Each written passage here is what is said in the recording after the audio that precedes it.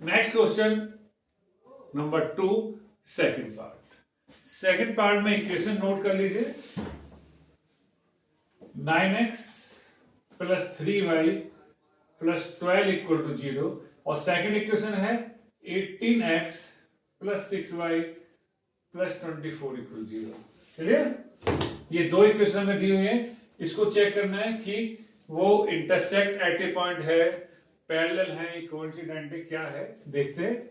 सबसे पहले हमें वही लिखना होगा कि these equation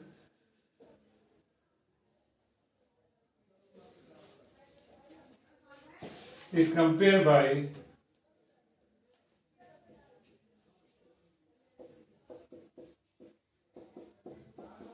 ax plus by plus c equal to 0, so a1 equal to 9, b1 equal to 3, c1 equal to 12। ये कैसे है? x का मल्टीपल a होता है, तो x का मल्टीपल क्या है? 9, इसलिए हमने a इक्वल टू 9। लेकिन फर्स्ट इक्वेशन की बात चल रही है, इसलिए a ना लिखे, हमने a1 लिखा है। y का मल्टीपल b होता है और यहां y का मल्टीपल 3 है, इसलिए हमने b ना लिख के b1 लिखा है, क्योंकि इक्वेशन 1 की बात चल रही है। C वो जिसमें वेरिएबल नहीं है, तो इसमें वेरिएबल तो है नहीं, तो C ना लिखकर मैं C1 लिखा है। क्यों? क्योंकि फर्स्ट इक्वेशन है। इसी टाइप से A2 इक्वल टू 18, A2 18 क्यों? क्योंकि x का मल्टीपल क्या होता है? A, तो एक हमने 18 लिखा, लेकिन 2 लगा दिया, क्योंकि सेकंड इक्वेशन में 2 यूज करा हमने, फर्स्ट इक्वेशन में 1। Same as B2 6, C2 20। ये हमारे A1 B1 C1, A2 B2 C2 coordinate आ गए।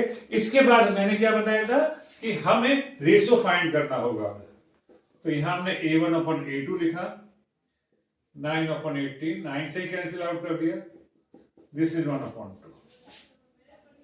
B1 अपॉन B2 कितना? 3, B1 इक्वल 3 है और B2 की वैल्यू 6 है, कैंसिल आउट करा, 1 upon 2। Yes. Third C1 upon C2, ये हर पार्ट में लेंगे, जो भी आप ये parallel line, infinite line, unit को चेक करना है। इसका रेशियो भी क्या है? 1 अपॉन 2। हमने A1 को A2 से डिवाइड किया, B1 को B2 से डिवाइड किया, C1 को C2 डिवाइड, तीनों का रेशियो सेम आ रहा, सेम आया ना, तो हम क्या लिखेंगे? We see that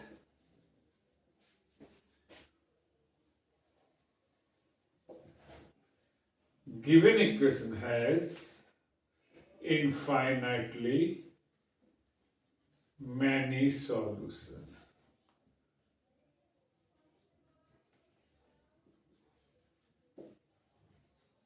Hence infinite को क्या कहा गया इसमें? Coincident, COINCIDENT।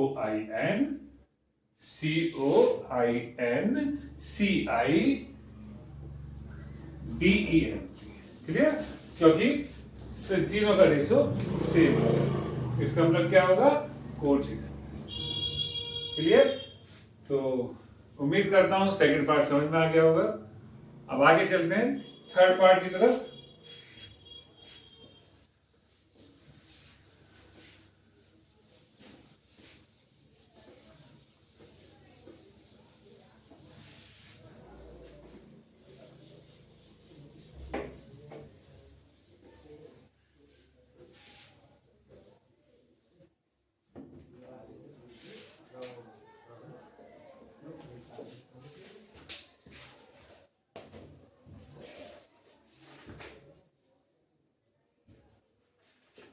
थर्ड पार्ट में 6x minus 3y plus 10 equal to 0, 2x minus y plus 9 equal to 0। तो same as question number 2 first part, second part. सबसे पहले हमने यहां लिखा these equations is compare by ax plus by plus c equal to 0। ये language आपको लिखनी होगी। ओके, इस लैंग्वेज के लिखने के बाद हम यहां लिख देंगे a1 equal to 6, b1 equal to -3, c1 equal to 10। ठीक। सेकेंड इक्वेशन के according a2 equal to 2, b2 equal to -1, C2 equal to 9। कैसे आए?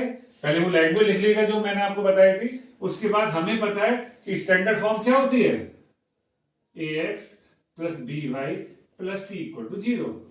तो यहाँ x का मल्टीपल क्या है 6, इसलिए a1 6 हुआ। y का मल्टीपल क्या है -3, इसलिए b1 -3 हुआ। और 10 क्या है कांस्टेंट, इसलिए c1 हुआ। सेकंड इक्वेशन में इसको 2 2 लगा देंगे।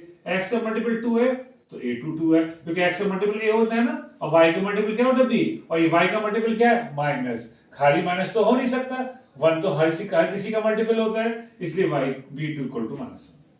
और 9 एक सिंगल कांस्टेंट नंबर है, c2 इक्वल टू -9 नहीं सॉरी +9। अब इसमें ऐसा करने के बाद फिर हम क्या करते हैं, रेशो फाइंड करते हैं। तो हमने लिखा a1 अपॉन a2, a1 की वैल्यू 6 है, a2 की वैल्यू 2 है, ऊपर नीचे कैंसिल आउट किया, मिला हमें 3। फिर हमें b1 अपॉन b2 लिया, b1 की वैल्यू -3 है, b2 की वैल्यू -1 है, माइनस से माइनस कैंसिल हुआ, हमें 3 मिला। फिर हमें c1 अपॉन c2 मिला, c1 10 है, c2 9 है, ठीक है। तो यहां पर क्या बोला कि a1 a2 a1 upon a2 और b और b2 इन दोनों की वैल्यू सेम है, बट c1 c2 डिफरेंट है। इसका मतलब क्या होगा, इसका मतलब इसका कोई सॉल्यूशन होगा ही नहीं, क्योंकि प्रॉपर्टी क्या कहती है, प्रॉपर्टी कहती है कि a1 upon a2 equal to b1 upon b2 हो, but c1 upon c2 equal ना हो इन दोनों रेशो के। तो गिवन इक्वेशन है नो सॉल्यूशन। क्या लिखेंगे, सो गिवन इक्वेशन है नो सॉल्यूशन। जो मैं आपको लैंग्वेज बोला वो आपको लिखनी है, हेंस क्या लिखेंगे, हेंस गिवन इक्वेशन है, इक्वेशंस क्या इसमें दिया हुआ है, हैज पैरेलल लाइंस। क्या लिखेंगे, hence given equation has parallel line.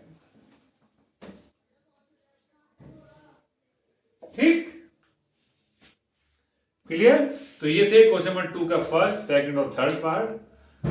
उम्मीद करता हूं समझ में आ गया होगा। कोई प्रॉब्लम हो तो बताइएगा, कमेंट बॉक्स में कमेंट कीजिए। Thank you.